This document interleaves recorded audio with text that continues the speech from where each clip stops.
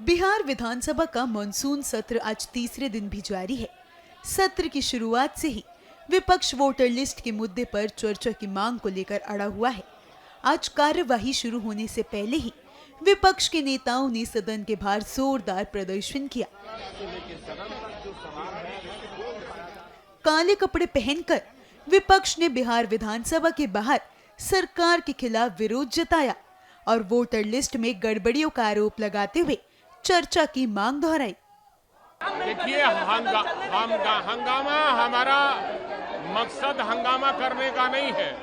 हमारा है मकसद कि बिहार में जिस तरह से मतदाताओं का नाम काटा जा रहा है और बिहार में जो गुंडा राज है उसके विरोध में हम काला कपड़ा पहनकर विरोध जाहिर कर रहे हैं और सदन में हम इसकी बहस चाहते हैं।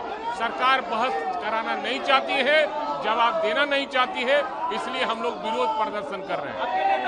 मैं सुरक्षित नहीं हूं, सरकार मुझे सुरक्षा प्रदान नहीं कर पा रही है। ये बात सही है कि हर व्यक्ति अपने आप को सुरक्षित महसूस कर रहा है और गुंडा राज है और गुंडा राज में हर आदमी अपने आप को असुरक्षित महसूस कर रहा है। ये भी कह रहे हैं कि जो हाल धनखड़ साहब का हुआ वही बिहार के मुख्यमंत्री निश्चित रूप से धनखड़ साहब को मैंने कल ही कहा था कि उनसे एकदम जबरदस्ती लिया गया है, दबाव देकर लिया गया है उनका इस्तीफा और बिहार में भी नीतीश कुमार का वही हाल होने वाला है जो धनखड़ का हुआ है।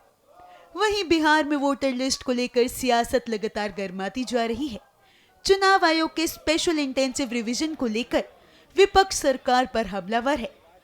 आरजेडी के प्रवक्ता शक्ति सिंह यादव ने भी तीखे आरोप लगाए हैं कि सत्ता प्रतिष्ठान के भी सदस्य को भी इस पीड़ा से गुजरना पड़ रहा है।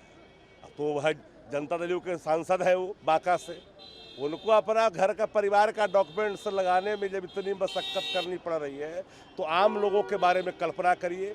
एसआईआर के नाम पर बिहार के मतदाताओं के अधिकार को लूटने की जो तैयारी है भारतीय जनता पार्टी की, वो सब समझ रहे हैं धीरे धीरे।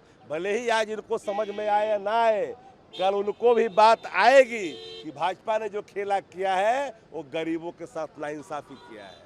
जाइए गांव में भ्रमक आंकड़े दिए जा रहे हैं कि इतने करोड़ लोग आ गए, कहाँ आ गए।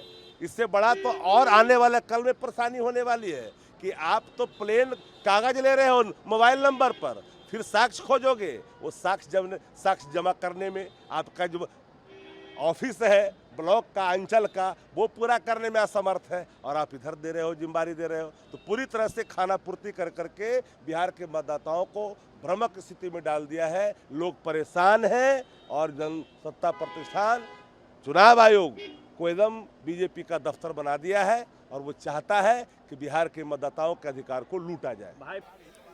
बिहार में वोटर लिस्ट को लेकर सियासी घमासान लगातार तेज होता जा रहा है। अब कांग्रेस नेताओं ने भी इस मुद्दे पर सवाल खड़े कर दिए हैं। देखिए, ये सवाल तो वही सवाल है जो हम लोग इस पर बातें कर रहे हैं और इस पर जो मुद्दे हैं, वोट से प्रमाण तौर पर 11 प्रमाण मांगे गए पहले, इसके बाद आपको आधार के जो है प्रमाण बीच में चला, फिर अभी इलेक्शन कमीशन इसे मानने से मना कर दिया। आधार सबके पास है, उसको क्यों नहीं होना चाहिए? जो कागज़ आप मांग रहे हैं वो कागज़ सबके पास है नहीं। आप पिता के जन्म तिथि पूछिएगा तो कैसे कोई साबित कर पाएगा? वो हॉस्पिटल में जन्म में कोई है नहीं। तो ये सब जो मुद्दे हैं, सब कोई कई विपक्ष के लोग लॉबी में बैठते हैं तो ये बातें वो दबी जबान से ये बातें कह रहे हैं कि साहब हम जो है इस मुद्दे पर हम लोग भी आहत हैं, लोग परेशान हैं।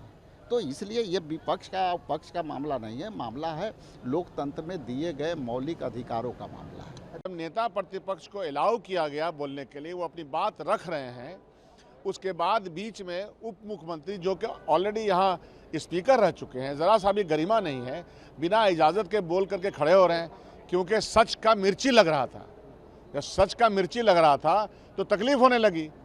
जब नेता प्रतिपक्ष ने ये बात रखी कि आप जिन सवालों को उठा रहे हैं उन सवालों का जिक्र इलेक्शन कमीशन के अपने डॉक्यूमेंट में नहीं है, तो इसलिए उनको तकलीफ हो गई और वो चाहते ही नहीं थे कि सच्ची बात पटल पर रखी जा सके। एसआईआर के ताल्लुक से, वोटर लिस्ट के ताल्लुक से इस वोटर लिस्ट में जो घपला करेगा election commission Bharatiya Janata party के साथ मिल करके, इनको बर्दाश्त नहीं थी और इसलिए कंटिन्यू बहस को करना नहीं चाहते थे और हम लोग करना चाहते हैं। गिरधारी यादव हैं, जेडीयू के सांसद हैं, उन्होंने भी एसआईआर का सवाल उठाया है, कहा है कि ये हम लोग के ऊपर थोपा गया है, 10 दिन लगे मुझे कागजात खोजने में, मेरा बच्चा नेचुरली कोई ऐसा बचा हुआ नहीं है।